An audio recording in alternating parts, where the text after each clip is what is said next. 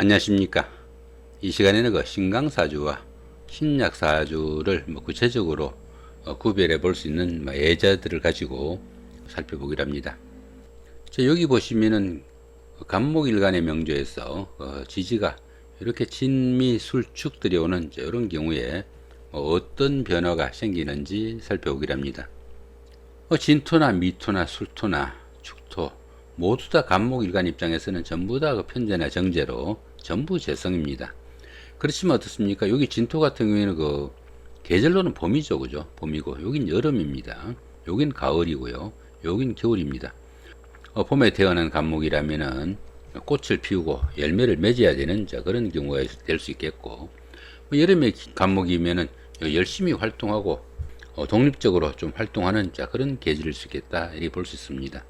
가을에 간목은 당연히 경금이 해가지고 수확돼 가지고 유용한 목재나 땔감으로라도 쓰여져야 되는 그런 경우다 볼 수 있겠고, 추월의 간목은 어떻습니까? 추운 겨울에 얼어 죽지 않고 잘 버텨 나가야 되는 그런 간목일 수 있겠다 이렇게 볼 수 있습니다. 당연히 계절마다 상당히 큰 차이가 있지만은 십성 그대로 이렇게 해석을 하시면은 전부 재성으로 해석을 하니까 전혀 다른 해석이 될 수밖에 없겠다 이렇게 볼 수 있겠죠, 그죠? 인묘지는 봄이고 사오미는 여름, 신유술은 가을, 해자축은 겨울입니다. 봄 석 달 중에서 인묘 같은 경우에는 십성을 그대로 해석을 하더라도 인묘에 봄이 그대로 녹아 있습니다. 그 다음에 사오미 같은 경우에도 그대로 해석을 하시더라도 그 자체가 바로 여름을 해석하게 되겠고요. 신유 역시 마찬가지로 그 자체로 가을입니다. 해자축의 해자 같은 경우에도 그 자체로 겨울로 해석할 수 있지만은 여기 진미술축은 전부 그냥 재성으로밖에 해석이 안 되기 때문에 진토 같은 경우에는 계절적인 의미인 봄의 성향을 살펴줘야 되겠고요. 여기 미토 같은 경우에는 여름, 술토 같은 경우는 가을, 축토 같은 경우에는 겨울의 의미를 부여해 줘야 되겠다 이렇게 볼 수 있습니다. 그러다 보니까 이 진미술축 같은 경우에는 계절적인 요인을 66%, 그죠? 십성적인 요인을 33% 해석을 하고, 그 외에는 그냥 그대로 십성대로 해석을 하셔도 이상이 없겠다 이렇게 볼 수 있습니다. 실제 자료 놓고 한번 살펴보기로 하죠. 요 같은 경우에는 병화일간의 명조입니다. 이렇게 명조가 올라오면 제일 먼저 해야 되는 게 일단 일간의 세력부터 한번 따져봐야 되겠죠, 그죠? 일간이 이렇게 병화면은, 그죠? 이 병화의 세력, 병화의 세력이 뭡니까? 병화의 세력 같으면은 같은 화오행이거나 아니면은 이 병화를 생조하는 목오행이 일간의 세력이 되겠다 이렇게 볼 수 있습니다. 화오행 같은 경우에는 여기 월간 병화, 월지오화, 그 다음 일지오화, 요게 전부 다 일간의 세력이 되겠고요. 목오행 같은 경우에는 연지에 인목이 이 병화의 세력이 되겠다 이렇게 볼 수 있습니다. 일간의 세력이 요게 30이라고 했죠, 그죠? 요게 20, 그 다음 요게 10, 요게 10입니다, 그죠? 30, 50, 60, 70이나 되겠네요, 그죠? 상당히 강한 그런 신강한 사주다 이렇게 볼 수 있습니다.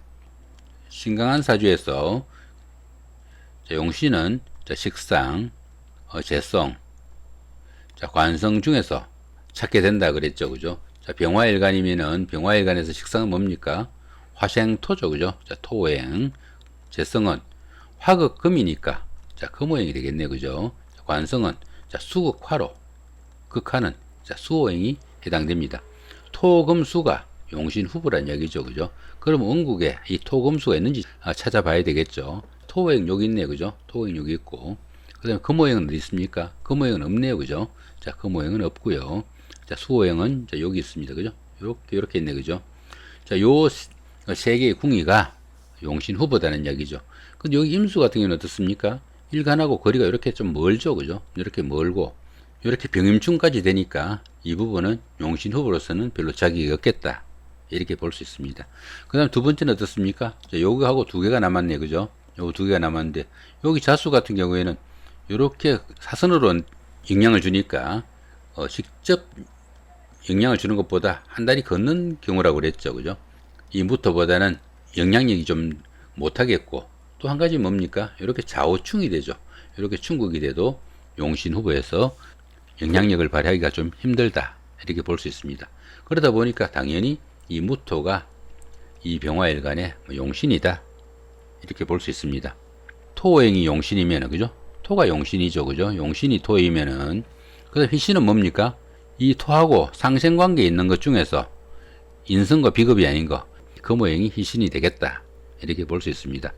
그 다음 귀신은 어떻게 구합니까? 귀신은 용신을 극하는 오행 토니까 자 목극토죠, 그죠? 자 목극토로 극하는 목오행이 귀신이 되겠고, 자 구신은요 희신을 극하는 오행 금이니까 화극금이죠, 그죠? 화극금 이 화오행이 자 구신이 되겠다 이렇게 볼 수 있습니다. 한신 같은 경우에는 여기서 지어야 되는 거 자 목, 화, 토, 금, 수가 없네요, 그죠? 요게 한신이 되겠다 이런 식으로 구하시면 되겠다는 이야기죠.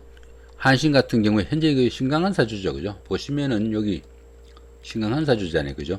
이렇게 신강한사주에서 한신은 길신반열에 든다고 그랬죠, 그죠? 자, 수호행이 이렇게 오면 어떻습니까? 이 강한 그 일간을 이렇게 수극화로 제압하는 자 그런 경우니까 당연히 길신이죠, 그죠? 이런 식으로 용의신은 좀 구하면 되겠다 이렇게 볼 수 있습니다. 자, 또 다른 명조 하나 살펴보기로 하죠. 자, 같은 신강사주입니다. 이런 명조가 있습니다. 간목일간의 명조에서 이렇게 그 명조가 나타나면은 일단 그 일간의 세력부터 찾아봐야 되겠죠, 그죠? 간목일간의 세력은 자 같은 목오행이거나 목오행을 생조하는 자 수오행, 자 수생목이죠, 그죠?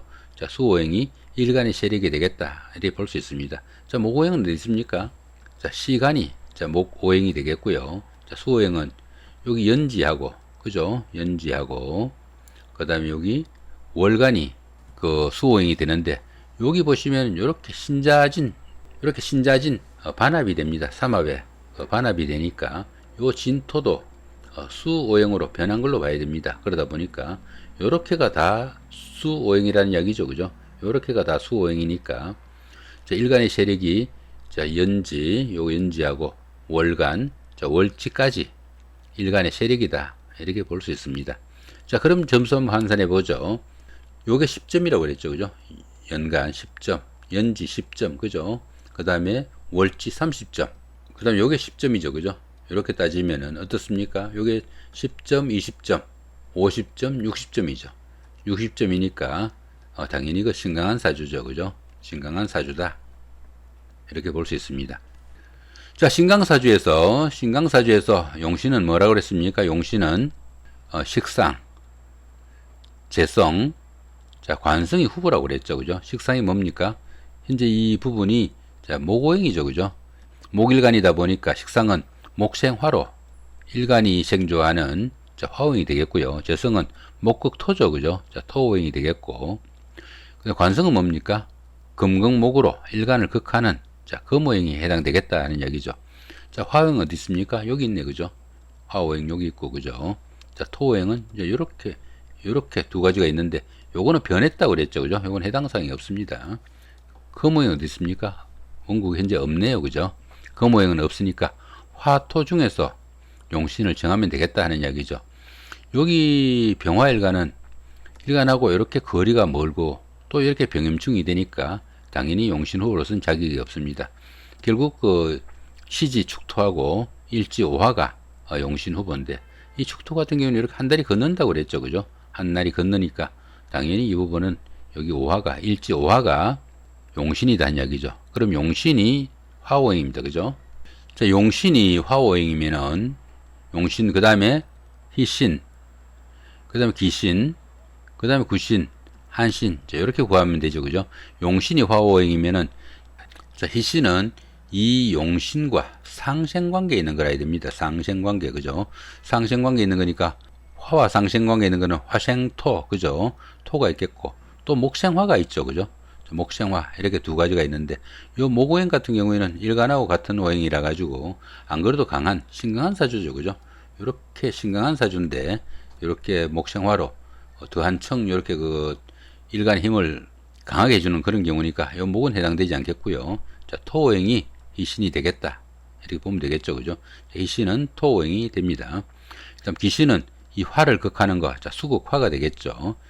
그 다음에 구신은 토오행인 희신을 극하는 거, 목극토죠. 그죠? 자, 목오행이 되겠고, 한신은 어떻습니까?